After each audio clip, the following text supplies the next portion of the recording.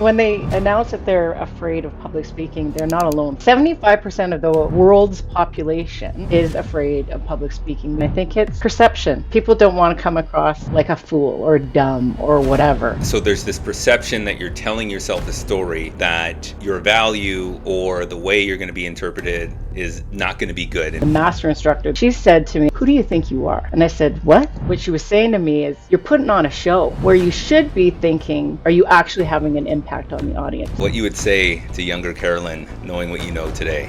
Dear Caroline, public speaking isn't scary because you don't know what to say. It's scary because you're afraid of being judged, and that fear quietly costs you opportunities you've already earned. Today I'm joined by Caroline Berglund, founder of Talk Talk. She coaches leaders on public speaking, presence, and confidence under pressure. If you freeze in meetings, over-prepare, or your mind goes blank, this will change how you understand what's actually happening and what to do in the moment. Hi Caroline, how are you? hi. I'm doing really well, Dwayne. Thanks for the invite. This invitation was something I was looking forward to you not only accepting, but getting into this conversation about public speaking. And the first question I have for you is that when people say that they are afraid of public speaking, what are they actually saying they're afraid of? Well, when they announce that they're afraid of public speaking, they're not alone. First of all, let's just put that out there. There's an actual term for this. Have you heard of this term, glossophobia? I did. I actually just found out when I was researching for our conversation. Well, there you go. So 75% of the world's population is afraid of public speaking. We've heard that, people would rather die than, get up. And so, first of all, you're not alone. And I think at the root of it, as I was thinking about this question in advance of today's conversation, I think it's perception. People don't want to come across like a fool or dumb or whatever. So I think it makes me sad, candidly, Dwayne, that people are so afraid of it, because I think each of us, all of us, has an idea bubbling up within us, and we have the power to change the world with those ideas. But we can't change the world if we don't speak up, right? So I think at the core, it's about perceptions, people not wanting to look dumb. And I think also it's interesting to me because the older I get, the more, I don't know how old you are, but I'm in my mid 50s. The more I don't care. And I think that's helped the journey. Like less caring about public perception, right? Like I'm a kind person. I know that I'm going to be a good person, but I don't care about this stuff as much as I used to. And so I think that's opened up all kinds of doors for me around being a better public speaker. You know, it's interesting that you bring up the generational aspect of it. And as you've moved through time now, you've become less affected or impacted by perception, external perception. But what I found interestingly enough is that more people are on social media, no matter what age they are, and they are putting everything on social media. So when you think about the perception or the fear of being misinterpreted or misunderstood, why is it that people are readily able to expose their lives in such public ways in social media, but yet public speaking in mainly very closed or contained environments such as work meetings, etc., is still a problem for them? Yeah, but there's a difference here because in social media, you can curate whatever image you want to put up there, right? You're taking a picture of that perfect birthday party, that great vacation. You're not putting up the selfie that went wrong, right? Like you're putting up the images that you want everybody to portray you as. So it's very different than actually being live, in a presentation or in a meeting or in a keynote. Very different. So Don't you think? So I do, but I'm thinking then, Carolyn, even if I have my notes prepared, like wouldn't that be that curation, that preparation in advance to say, hey, if I just recite what I have here, then I'm painting a perfect picture to some degree? The world changes when it's live, right? So it just does. You can have fumbles, you can have the ticks, you can have the ahums, you can have the audience members that you can't control. So there's very rarely a time where I've done a talk where there hasn't been some kind of problem child in the audience, right? So you can't predict that stuff. You have to kind of have to go with the flow. So when people have told you that they have a fear or trepidation about public speaking, is the number one reason when you ask them, I'm assuming you ask them, okay, what's your fear, that they're fearful of feeling or looking dumb? That's it. That's it. That's the focus. I mean, um, yeah, it's nothing more than that. It's really Hmm. not. I mean, and I do in the work that I do, I help people become better public speakers, and I do ask that question. And I think people just don't want to look like they're a fool.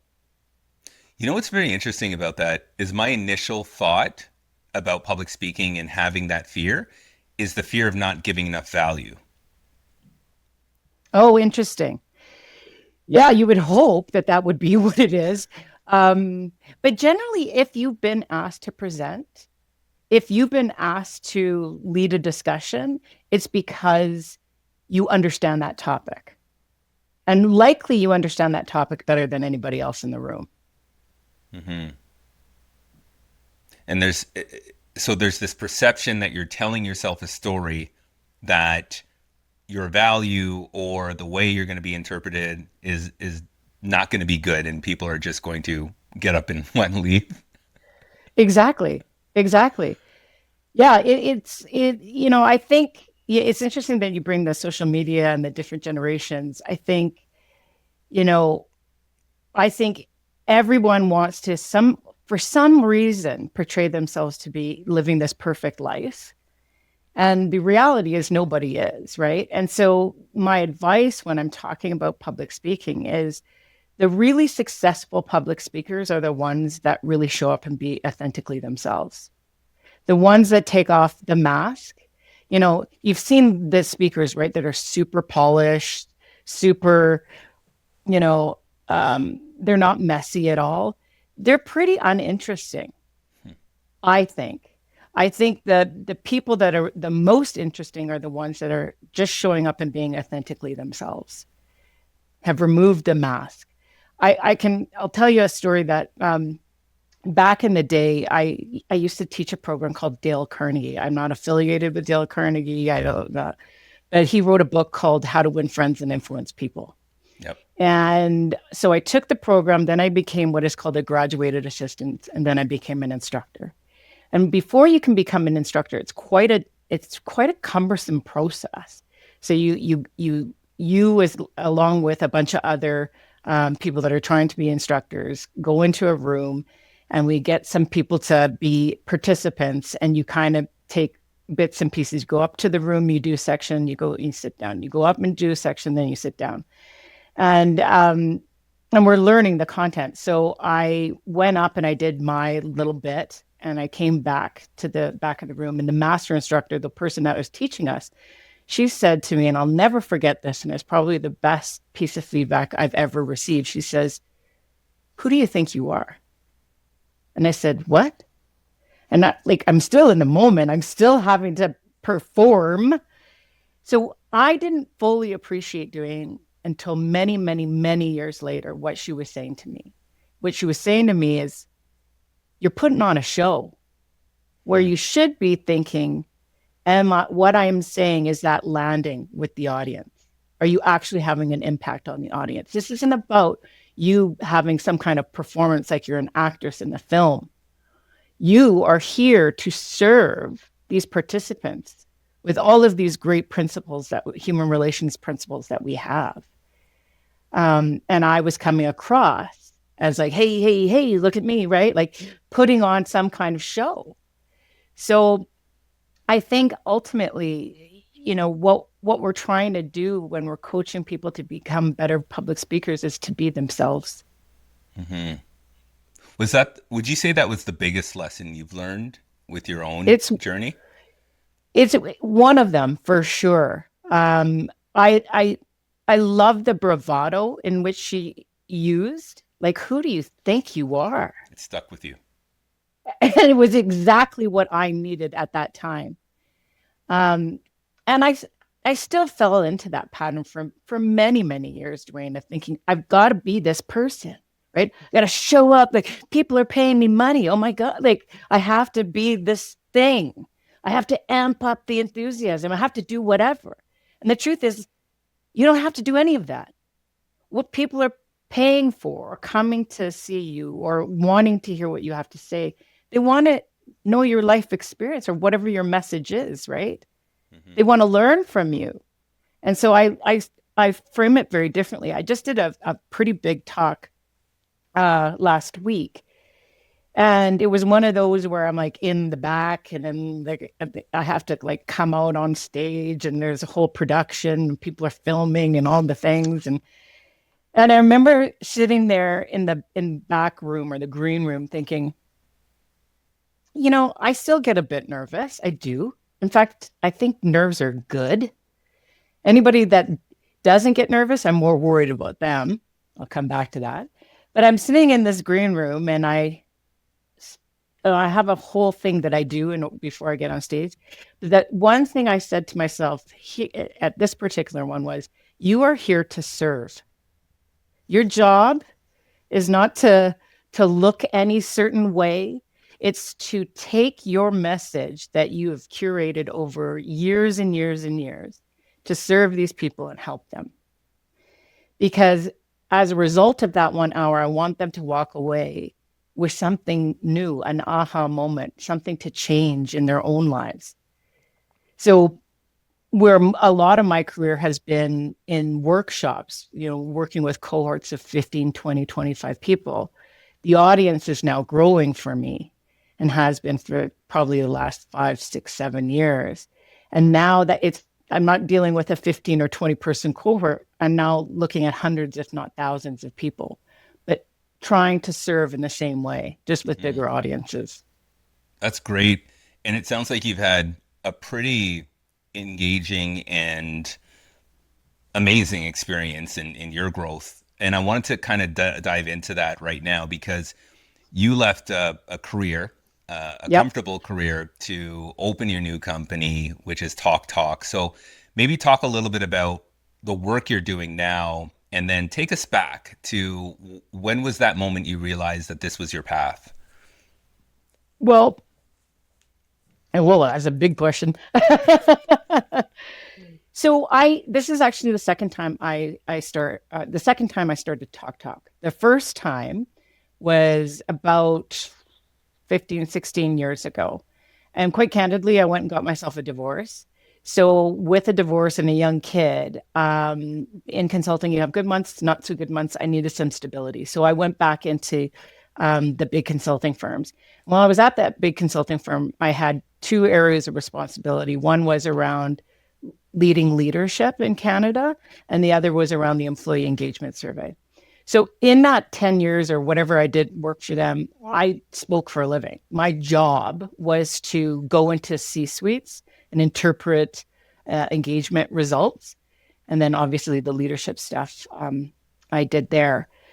So about 6 years ago, I think 6 years ago, I said, if I don't resurrect this Talk thing, I think I'm going to miss my window and I think I'm going to regret it. And so what we do is we play in a number of different arenas. We do a lot of leadership work, a lot of team development work. So frankly, I think teams are in crisis right now. I really do. We help others be better public speakers. We do executive coaching. And I'm partnering with a few other organizations. We're doing something called the Art of Story, and I'm doing a thing called the Soulful Leader. So one of the reasons why I thought it was so important for me to open the shop again was at the core, one of my strong values is around creativity. And I get to explore whatever I want to explore, right? When you're working for the big consulting houses, they kind of dictate what you do.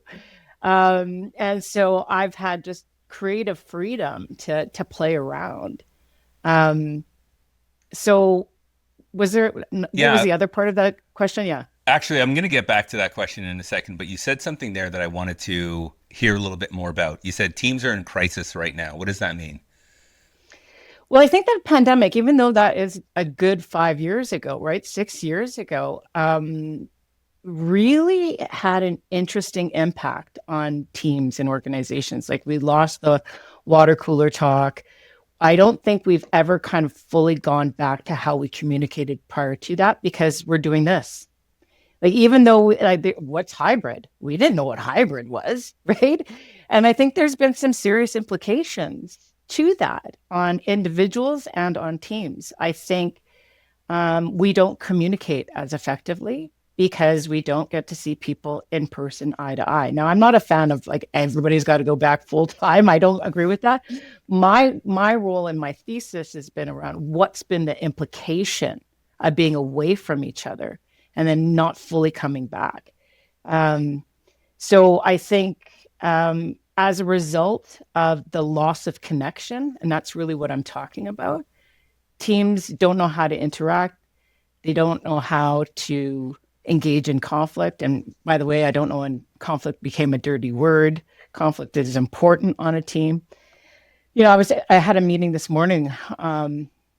Where I'm about to go in and do a workshop for a team in crisis. And the person in which I was speaking with said, I don't think you're going to be able to fix this. And I don't think this team is coachable. I'm like, well, why?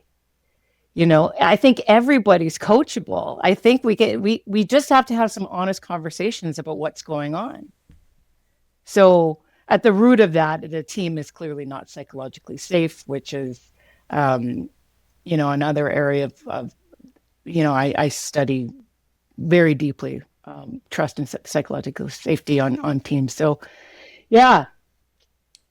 How did you get to this? How did you get to this point for yourself? It's a good question. When I was 19 years old, I was in university.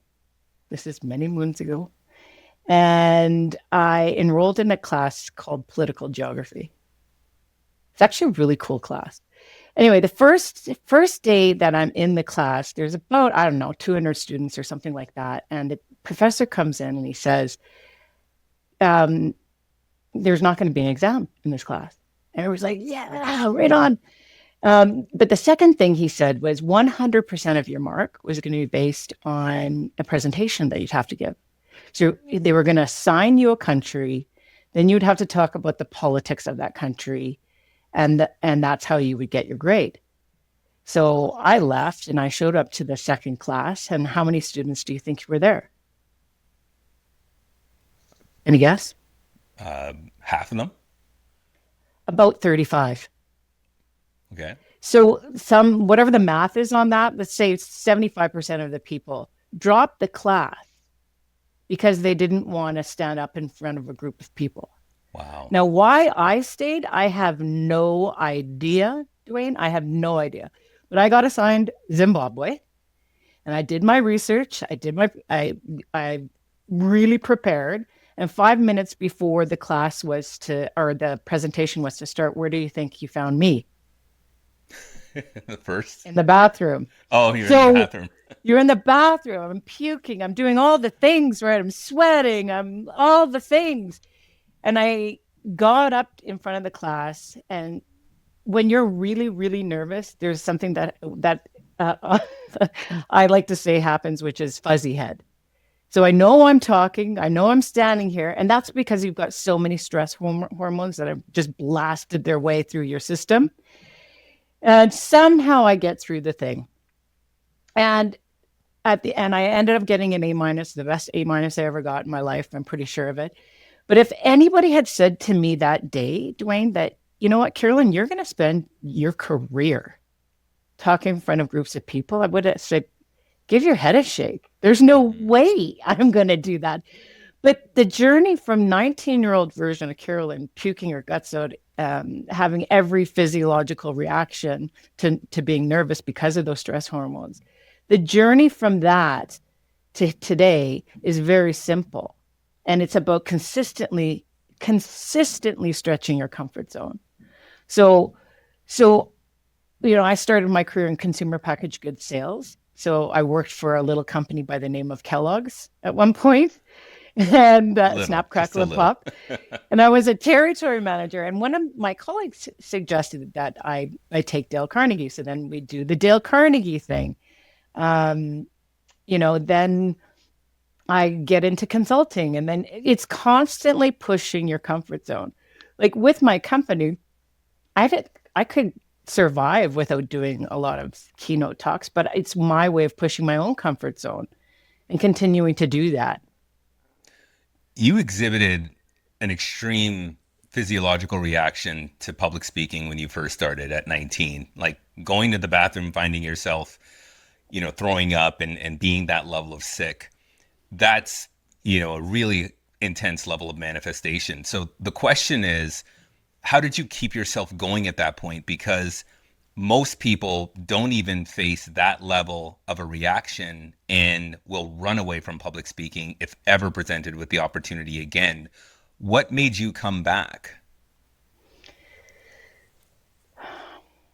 Yeah, I think it's a good question. I think I knew I liked it. And I knew, not liked it, but I knew that whether subconsciously or consciously, I knew that I had something to say. Like even at 19, 20, 21, like I knew that using one's voice is important. You know, we were talking before we hit record about, our younger selves. And one of my keynotes, I put up a picture of my 4-year-old self. And I don't put that up because like I'm wearing a brown dress and like it's not the fashion sense, right? It's to remind myself and the audience that when we were 4, we were all kind of born healthy, happy, fairly communicative human beings, right? Like you're not saying, you know, you're not sorting the Legos right. Like you learn how to communicate pretty early and pretty authentically. So I think the reason why I kept on pushing myself is I knew I had something to offer this world. And I don't say that arrogantly. I Mm-hmm. don't. I think we all have something to offer this world. We all have an idea within us, an idea that can change the world or humanity, quite candidly. And Mm-hmm. if we don't know how to use that voice, what a loss. Mm-hmm. So I think intuitively, I kind of just knew that. Um, and my voice is getting louder and louder because I think the message has become more and more important, which is we're all just human beings having a human existence. To be anything other than kind is frankly unconscionable to me.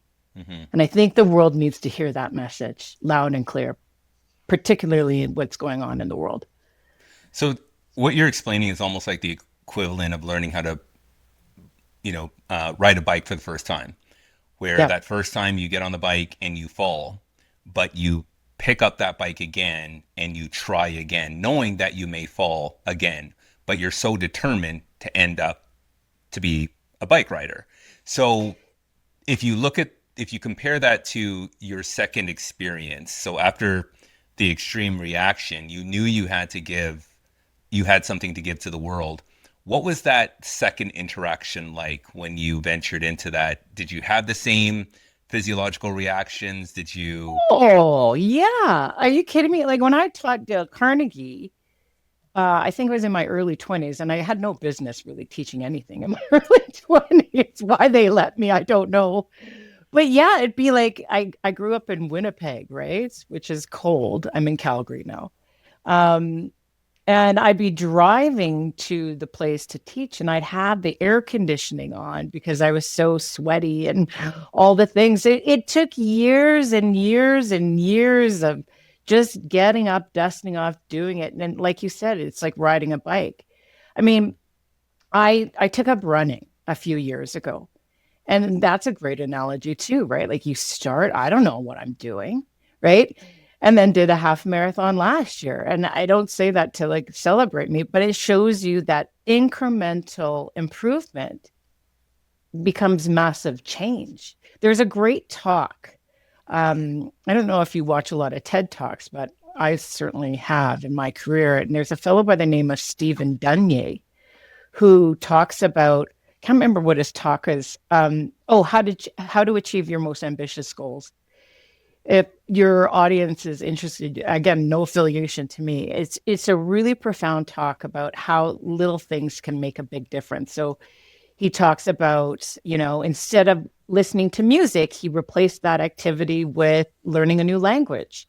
And at the end of a couple of weeks, he basically went to do an immersive thing in Germany, because that was the language he was learning, and invited his children and his wife and to Germany. And he started speaking German to everybody. And they're like, how do you know how to speak German? And so I bring that up because that one talk, I kid you not, that one talk prompted me to start running, prompted me to try to learn French better. It did then that's what a talk should do, right? It shouldn't always be this passive thing like, look at how impressive that person is. It should be impactful. It should make you want to be a better human. Um, there's different kinds of talks, but ultimately that's what I'm trying to do, is trying to get change behavior as a result of someone listening to me talk.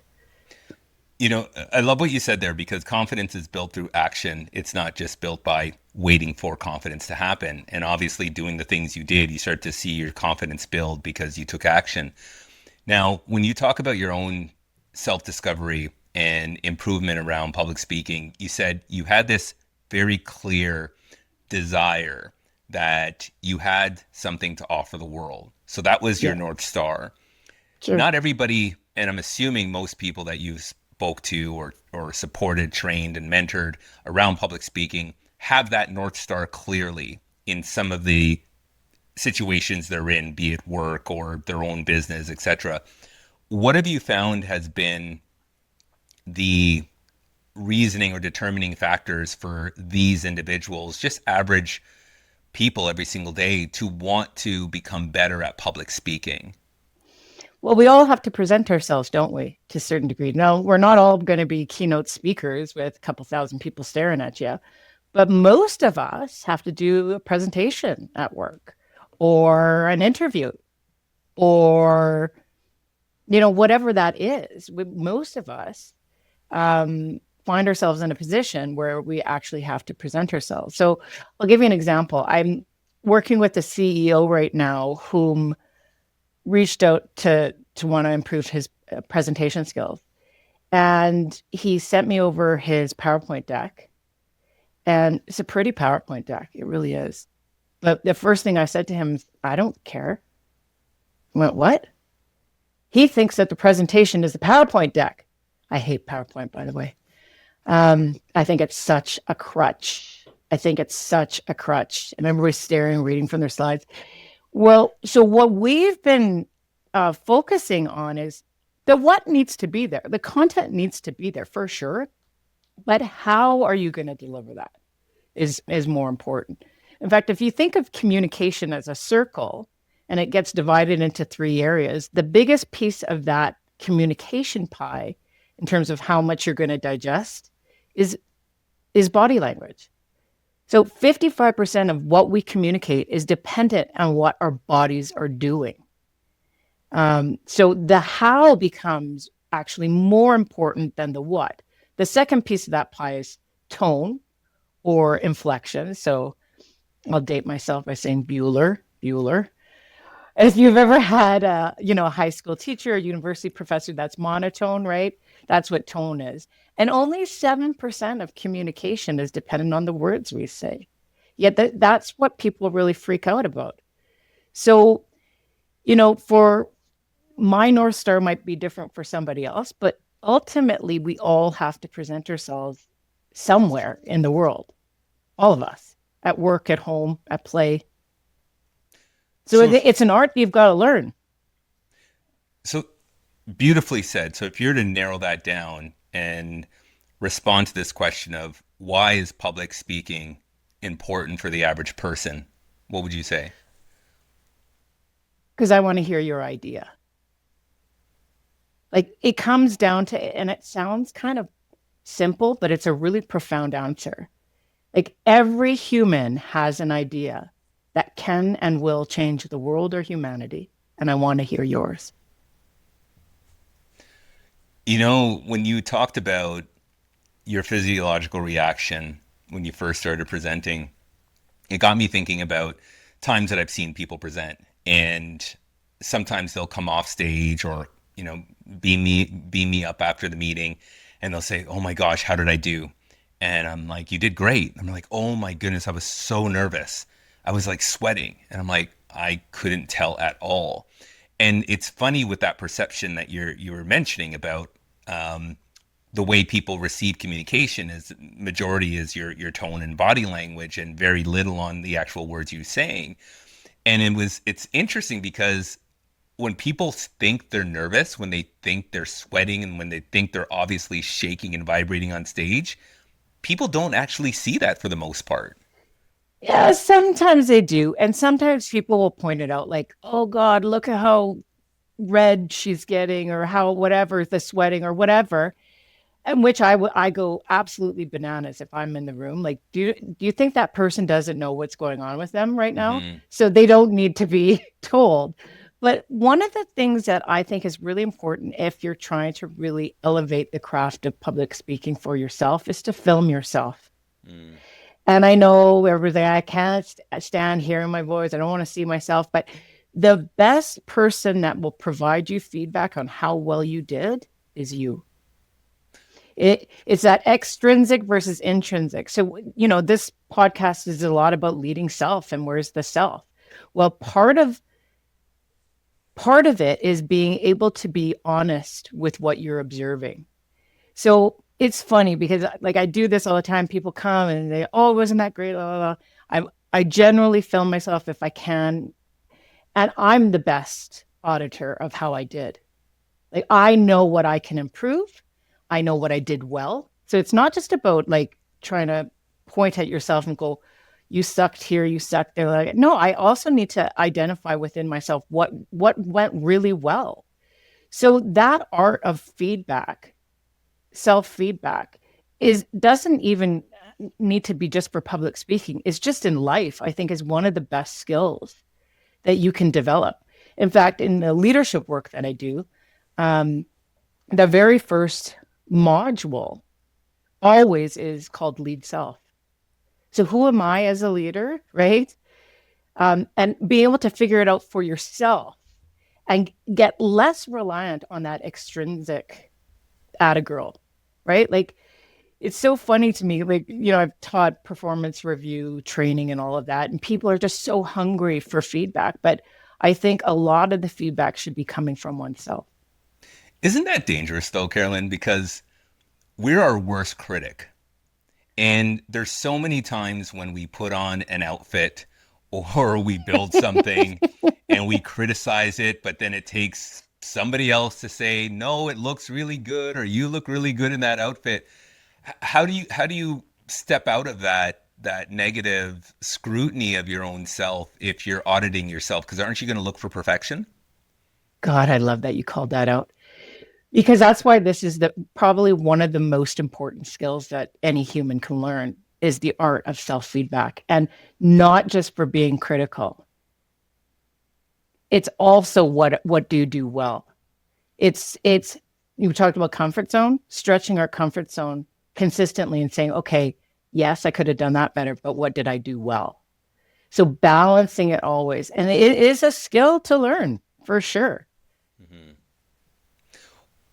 What's the difference when you're presenting yourself? You mentioned a few different areas. You said, interviews, you talked about presenting as a keynote, etc.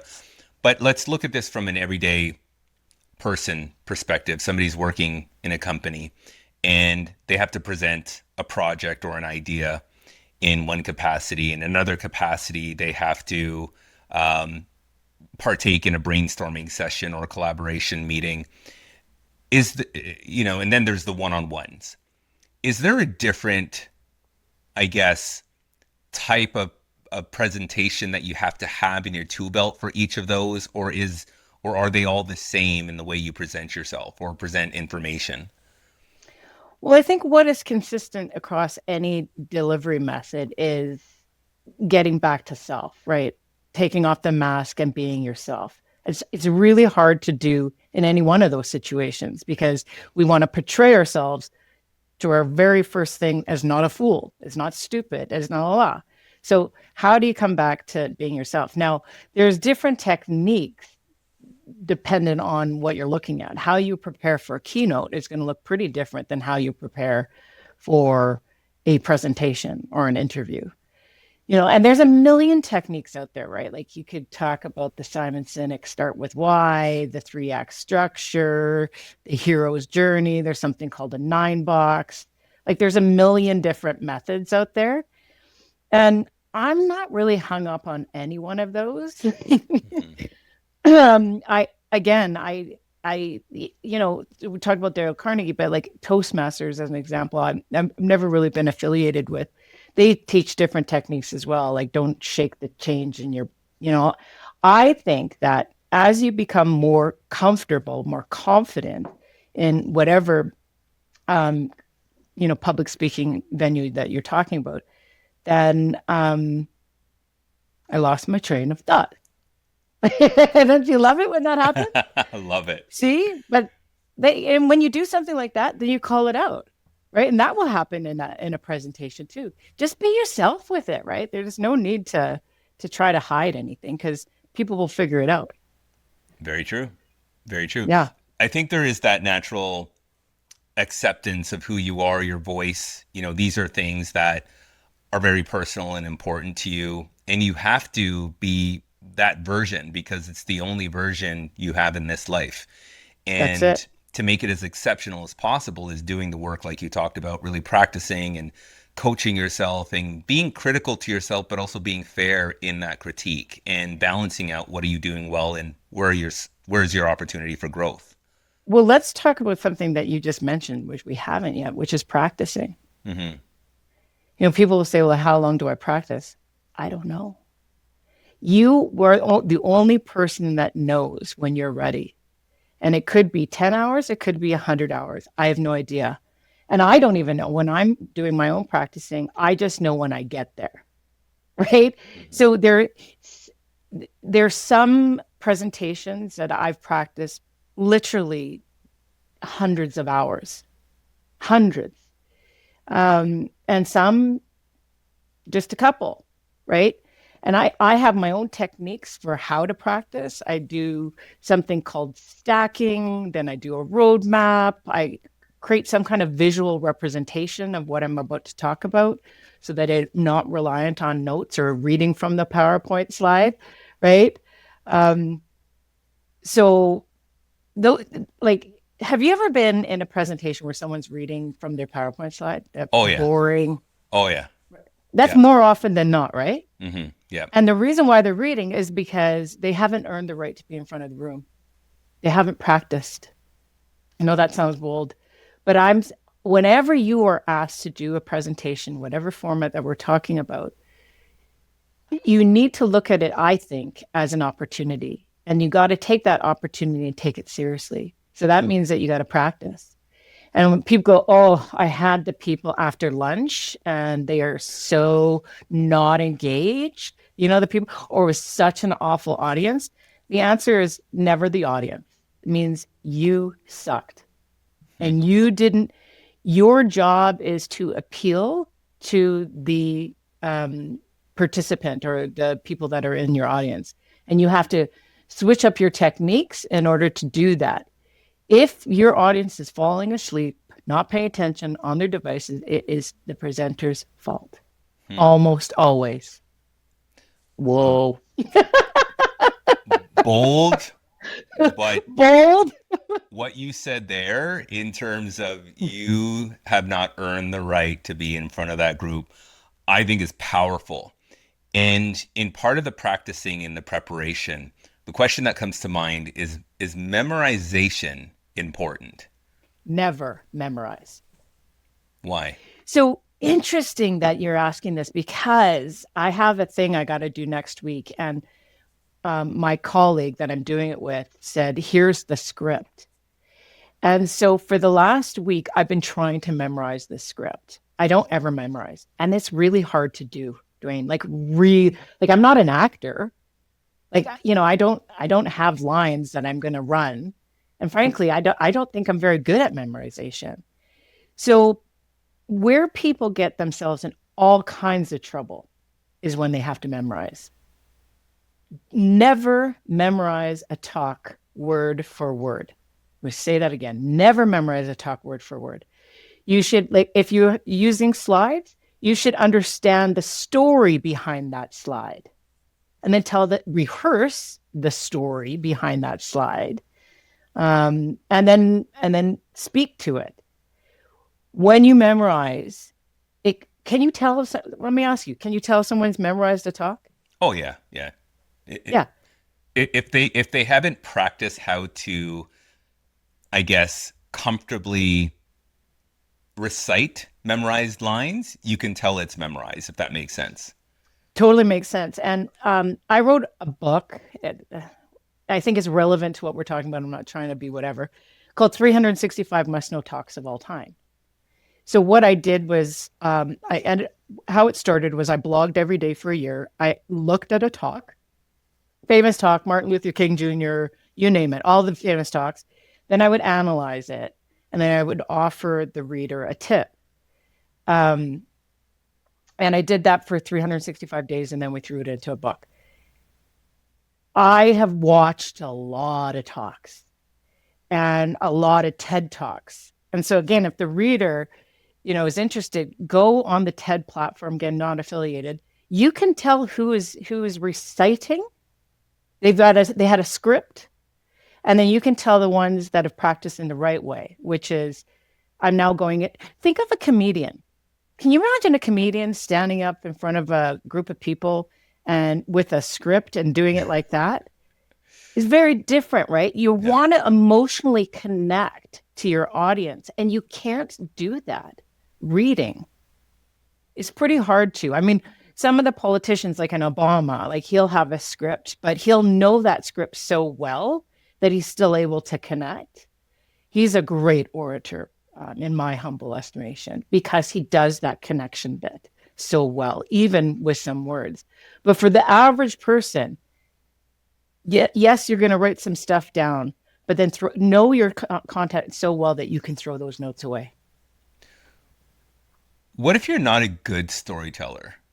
If you, at least if that's what you believe of yourself. That's not true. I've never met a person that is not a good storyteller. In fact, I told you earlier that we're just about to launch something called the art of story. Every one of us has stories within us. I mean, this is generational. This is history. Think about cavemen. They etched in stories. You think about, some of these beautiful cathedrals. Well, they etched in things to tell the stories of, their prophets. You think about recipes in your own family. They got talked from one generation to the next and next. We all know how to tell a story. It just is going to look different. The way I tell a story is going to look different than how you tell a story than somebody else. There's no right or wrong. But again, it's about unearthing who you are in that process and not pretending to be somebody else. So I vehemently disagree with that. No, anybody out there doesn't know how to actually tell a story. Hmm. Hmm. Is there any I'm other brazen today. no, no, it's good. It's good. It's what's needed. Is there any other preparation that somebody would need to do? Yes, and this is an important part of preparation that I think most people don't do, and it's the power of a pep talk. I know it sounds silly, but you cannot, before you go on, whatever that is, interview, presentation, keynote, whatever the thing is, you cannot go and talk to yourself like, oh God, I'm not prepared. I'm going to suck. This is going to be awful. You put that into your brain, it will be. If you put into your brain, I'm super excited about this experience, I'm going to do great.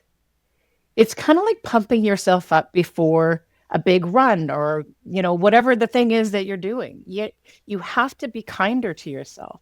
So it even goes back to the feedback thing where, isn't that dangerous? Like, we're going to be our worst. It's about the power of not only of, of seeing the positive and being more optimistic with yourself and with others. That's interesting.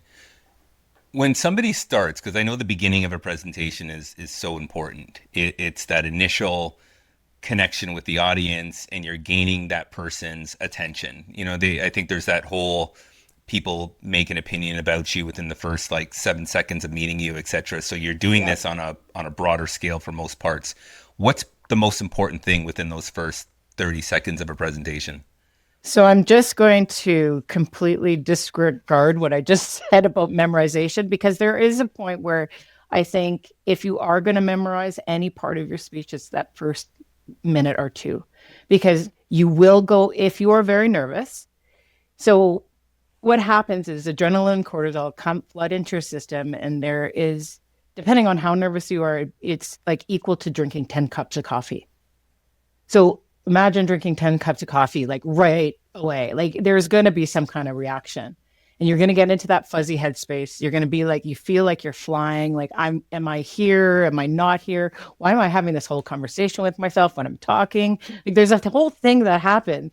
So, by memorizing or knowing your opening cold, like you could do a backwards, forwards, inside out, is probably the most important part of your talk. Most important part is that first 3 to 5 minutes. Because if you're doing it really poorly, it's pretty hard to recover from. Because your brain and the ego gets in there as well, going, "Oh, you're sucking. Oh my God, look at everybody!" Like the whole thing. So that beginning part of any presentation is the most important, particularly if you're new to the art of public speaking. That's really good insight. And I could see how that could help really tighten the frame, especially in the beginning, and help with your confidence as well as you go on in the presentation. What would happen, or what should somebody do in cases where they're presenting and they go blank? Well, I just showed you. Maybe I did it on purpose. I don't know, Dwayne. We'll never know. You say it. You say, I lost my train of thought. Can someone help me? Right. And you know what? Here's the thing, too, that people want you to succeed for the most part. You're not dealing with, some kind of crazy narcissist, right? Like most people want you to succeed. And so if you make a mistake or if you've lost your train of thought, you've completely become blank, say, I've had a brain fart. Can someone help me or give me a minute? Take the minute. It's a big deal. Like, have you ever been in a presentation when someone said that? Oh yeah, I've seen it. I've seen it a few Yeah. times. Yeah. And were you offended? No. No. You're like, oh, they're real. Okay, cool. Yeah. Right? As opposed to trying to be this slick, whatever. Like, here's another story. Back in the day, this is actually when I was at Kellogg's, and I was in sales. So I was in like, I would go from store to store, and I had to sell them more cereal. You know those end aisles, right? And I wasn't very good. I wasn't very good at this job at the beginning, anyway. And this is going to show my age. I couldn't sleep one night, and I turned on the TV, and there was something called an infomercial. So back in the day, there was these long commercials, right, that would last, an hour. And this one happened to have Tony Robbins on it. You know Tony Yep. Robbins? Yep. Now, he's got much better in my humble estimation. But he kind of came across as that, hey, hey, hey, hey, kind of like, no disrespect to used car salesman, but you know what I mean. Hmm. And so I thought maybe I'll adopt that kind of persona. Maybe I could sell something if I actually really amped it up. And how do you think that went for me? Like not well at all, right? So again, I think it's important to find your own voice and use it in a way that's authentically yourselves and not try to emulate being somebody else, which is something I observe people doing in presentations or in public speaking in general. It's like, oh, I want to be Mel Robbins, so I'm going to put on that mask. Or, oh, I want to be Brene Brown, so I'm going to put on that mask. Or, and it just comes across as disingenuous. And there's something about it. It's very unappealing. And when you see it, and I think some of the best feedback that I've given to other people has been gently to do what that master trainer did with me, which is to say, stop trying to be somebody else. Stop trying to be the star of the show. We want to hear from you. Who's inside there? And I was going to ask you to that point, how does somebody find their real voice? So you went through that experience after you were called out. What did you do, like in those moments, to find your real voice for people listening right now that want to understand the work you put into it? What did that look like for you? Yeah, I think one day, I think it was a good 10 years after that, like, who do you think you're trying to impress? A comment where I was in a workshop, my hair was like this, and I'm like basically on my knees, like in workshop, like getting down and dirty. And I remember at some point just looking at it and went, oh, this is what she meant. It's not about, it's not about me. It's about the participant. So I think that's probably the most difficult thing to teach somebody else, right? Is how do you find your authentic voice? Like be yourself. Just be yourself. Hmm. I think in the people that I work with, I do it quite gently because it's so attached to ego, right? Like, um, but it everybody has a blind spot, right? Everybody. There's something we're all working on. And so I think it's actually cruel to not provide that feedback to somebody else. But when you provide that feedback, at the root, you have to have kindness in your heart. You're not trying to hurt. You're not trying to hurt. You're trying to help. And this person probably isn't aware that they're coming across disingenuously, inauthentically, and they probably need to be told. We don't want to hear from that persona. We want to hear from who you are. Hmm. It's almost like you're saying that we have to be more aware of those moments where we're our most natural self. Sometimes it's in the development of a presentation, the way we talk to ourselves, the way we talk out loud. It's almost as though that's when our most natural self comes out. But then when we present it live, we turn on this other persona. So you're saying essentially is really take stock of those moments when you feel you're in your real voice, you're in your realness, so to speak. Yeah, and that's why I think yeah, you bang on, and that's why I think filming becomes so important. Because when you're filming yourself and you're behaving or acting like somebody else, yourself will identify that and Hmm. go, "Who is that?" Right? Like, who is that on that? I don't like that version. But yeah, that's why one of the things I do sometimes in preparation, if like we all have Zoom, most of us, or Teams or whatever, is throw by yourself, um, just do your presentation in front of the camera and then go and watch it back. It doesn't have to be some big film production, right? Where you got a bunch of people following you and all of that.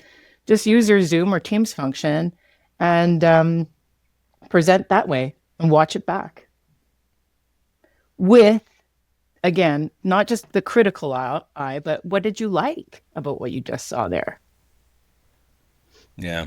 It's a really good point because since I've been doing this podcast, all the episodes that I finish, and obviously I'll do it with this one, I always watch it back. And that's when I'm doing my edits. I watch it back and I'm constantly looking at myself and judging myself and I'm critiquing myself. And I feel had some incremental improvement since I started, but I'm always on that journey. I feel like the improvement journey is perpetual. It's ongoing. And I'm not trying to be a perfectionist, but I'm saying, where could I have done better and have some grace with myself, knowing that that was the best I could do at that time. So I think that part in reviewing yourself is important, but having grace with yourself, like you said.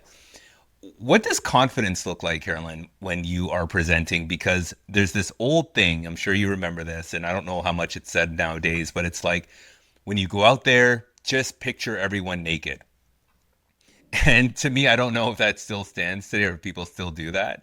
But is there any mindset that somebody should have or practice when they're presenting to maintain that confidence throughout? Because you may see people on their phones, you may see people get up and leave because they have to go to a washroom break. All these little distractions are potentially subtle signals that you may interpret it as a negative thing. So, what can somebody do to maintain that confidence on stage?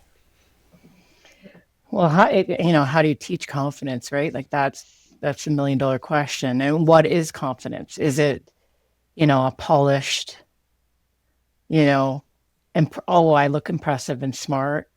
Is that confidence? Um, I think that, well, let's go back to the naked thing. I don't suggest that. That would be very distracting. What is one little technique that I do use if is I try to find a friendly face in the crowd. There's always one. There's always one that's doing one of these. They're doing the head nod, like, yeah, you're doing it.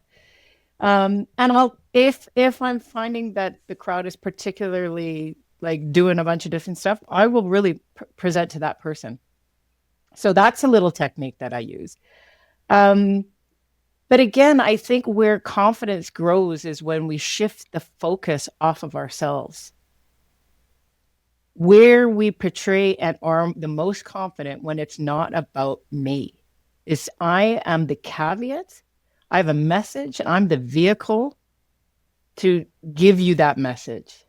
Confidence grows when you push the spotlight off of it, which is interesting because we're talking about a spotlight being on you. But when you put the spotlight on the message and how you're going to help the people, that's where I think real confidence grows. I really do believe that. Hmm.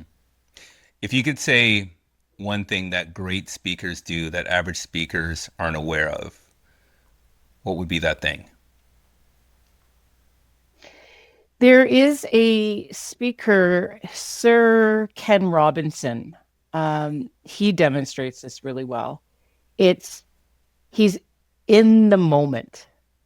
So he's not in his head, he's in the moment. And you can tell, I think he's got the number one TED talk of all time, like the most viewed TED talk of all time, talks about education. Um, and he just goes from a string of one story to the next story to the next story. And if he sees something going on in the room, he's in the room. He doesn't have, like, he has an agenda. He came prepared. Absolutely, he came prepared. But he's malleable and in the moment. So that preparation has earned him the right to throw that preparation away because he knows far more about that topic than anybody else in the room. So for your listeners, if you want to gain confidence, all the things that we're talking about, know more about what you're about to talk about than you would ever have the time to disclose. Hmm. Get good at studying. When I'm asked to talk about leadership, well, I I've got 25 years of experience in that milieu. Like I've got a lot of stories there. I got a lot to fall back on. So I think if you're a new presenter, a new want to be a public speaker, start studying whatever you're interested in. Hmm. That's excellent. Is there anything we didn't touch on today that you wanted to bring up? Um, I don't know. I think we did it. We did it. I think we did it. I'm just looking at some of my notes because I prepared. Um, I think, yeah, I think my message around public speaking, just to wrap it up, is likely a bit different. I think there's a lot of techniques we can teach you. I hope what comes across today in this episode is those techniques are important, sure, all of that. But I just want you to be you. I want you to figure out how you can show up and be your authentic self. Once you do that, confidence grows, all the things grow. And and then people want to hear what you have to say. Because remember, we all have an idea that could change the world. Agreed. Agreed. Carolyn, this is the time of our conversation where I present to you once again the floor to read that letter to your former self, what you would say to younger Carolyn, knowing what you know today. Dear Carolyn, remember when you used to blush the second all eyes were on you? Proper can't hide it, full face panic, and the sweaty palms, the kind where you're convinced everyone can see it, feel it, judge it, I promise you that does dissipate. But here's the part you don't see. Those early signs weren't a weakness, they were your humanity showing up before you knew what to do with it. Even as the physical stuff settles, something better replaces it. You learn to drop the mask. You stop performing and start showing up as yourself, warts and all. And that's when everything changes. Because it turns out people were never connecting to the polished version anyway. They were waiting for you. So say the things that matter to you. Talk about your childhood. Talk about your child. Talk about your spouse. Talk about the moments that shaped you, cracked you open, made you question everything, and then put you back together differently. That's the work. Not the slides, not the perfectly timed pause, not the clever line you practice in the mirror, the truth.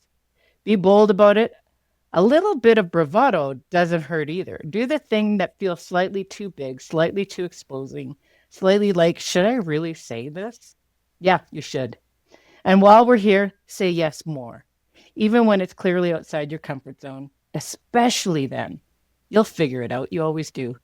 And here's the wild part. The more you do that, the more the universe meets you there. Doors open, people find you, opportunities show up that you couldn't have planned if you tried. Not because you were perfect, because you were real. So yes, the nerves quiet down, but what really shifts is this. You stop trying to hide. And in doing that, you finally let yourself be seen. And when you do that, everything expands. That was excellent. Thank you so much, Carolyn, for taking the time and sharing that vulnerable and very impactful message. I loved it. It's a great exercise. I'm stealing it. Go for it. It is all good. But yeah, thank you so much, Carolyn. This was really, really good. And I know there was a lot of great takeaways here. And thanks for sharing your story.